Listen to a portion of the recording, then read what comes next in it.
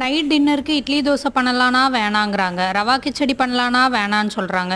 வீட்டில் இருக்கிறது மஷ்ரூம் மட்டும்தான். சரி, இந்த மஷ்ரூம் வச்சு கிரேவி பண்ணிடலாம் அப்படின்னு சொல்லிட்டு தாங்க ரெடி பண்ண ஸ்டார்ட் பண்ணிட்டேன். இந்த காளானை க்ளீன் பண்ணும்போது கொஞ்சமாக பச்சரிசி மாவு போட்டு க்ளீன் பண்ணாங்க. பளபளன்னு ஆயிடுச்சுங்க. நீங்களும் அந்த மாதிரி ஒரு டைம் ட்ரை பண்ணி பாருங்கள். உண்மையாகவே ரிசல்ட் நல்லா தாங்க வந்திருந்தது. அதுக்கப்புறம் பண்ண ஸ்டார்ட் பண்ணிட்டாங்க. என்னோட 7ஆம் அறிவை யூஸ் பண்ணி கொஞ்சமாக நிலக்கடலை போட்டு பண்ணியிருந்தேன். டேஸ்ட் சூப்பராக இருந்ததுங்க.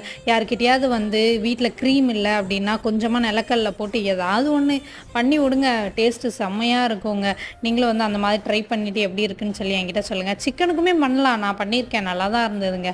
ட்ரை பண்ணி பார்த்துட்டு எப்படி இருக்குன்னு சொல்லுங்கள். இந்த மஷ்ரூம் பண்ணும்போது வேறு அப்படியே தூக்கி போடக்கூடாது, லைட்டாக வதக்கிட்டு போட்டால் டேஸ்ட் நல்லாயிருக்கும். நாங்கள் சரின்னு சொல்லிட்டு அப்படியே போட ஸ்டார்ட் பண்ணிட்டாங்க.